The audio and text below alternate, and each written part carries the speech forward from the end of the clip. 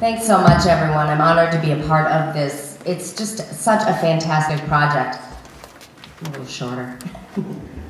Now, in a time when many young people's heroes are sports heroes and people who are movie stars, many times we forget the real heroes that live among us quietly, working hard every day. I've worked as a journalist for many years and have been witness to many acts of heroism that most of those who are doing them consider it, hey, it's just part of my job every day. From police officers and sheriff's deputies responding to a robbery or to a domestic violence call or a car accident. Domestic violence is one of the most dangerous parts of their jobs every day. I see them working with criminals, and I also see them be very tender with the children that are caught up in this domestic violence.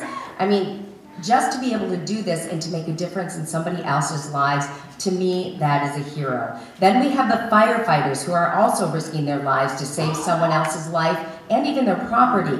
I've stood on the sidelines in below zero temperature, and you see these firefighters, they're in their whole gear and they're fighting these enormous fires. And they're getting so much water out of it. And if you can just imagine, icicles are just forming off their helmets. And they're still going back in again and again to fight the fire. There could be somebody in there, somebody's animals, even property.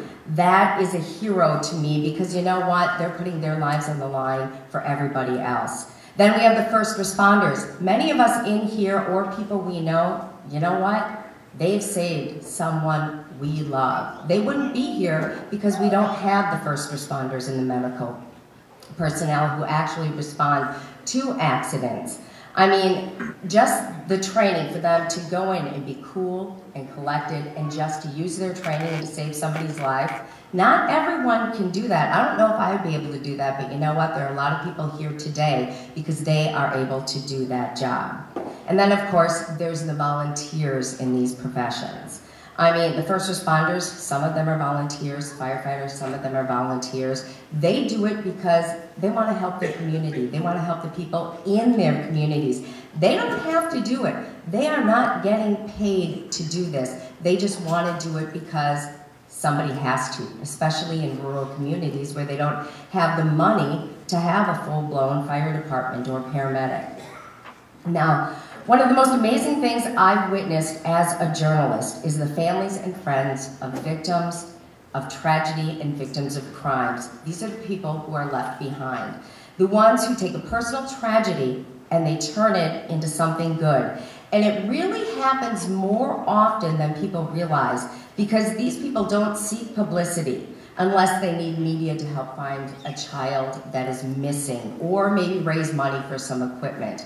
These people just want to help. They don't want other families to be in the same predicament that they found themselves in. And that's really how many charity organizations are created, by those who care.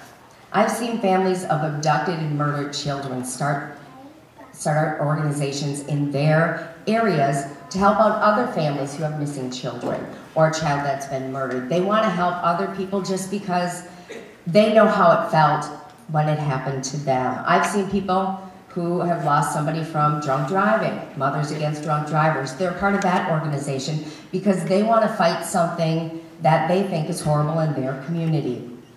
Also families that are struck by illness, cancer, children's illnesses, stuff like that. That's how all these walks get started. That's how charity organizations get started. It's always family members who just want to help others in their communities, like the Lee family.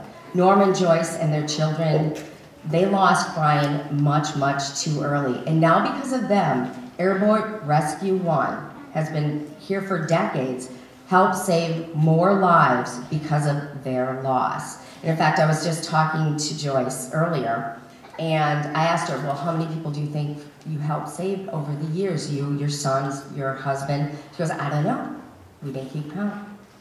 How many lives are here because you were able to help?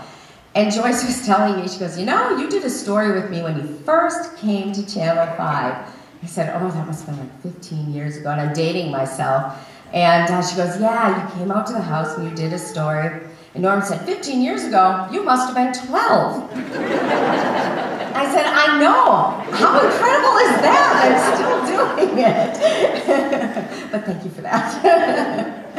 But I mean, your family has given so much to this community. I mean, just all of these people here to honor their hometown heroes, because really, these are the heroes. Half the people sitting here are the heroes in our communities that we need to honor every day, because they're just going about doing their jobs, but a lot of people aren't going about doing their jobs, saving their lives, putting their lives on the line for other people. And they're here to honor you because, honestly, your family has been incredible. You have given so much to your community that you should be very, very proud that, you know what, all of this is because of Brian and his life went on, and it's because of you. So thank you very much.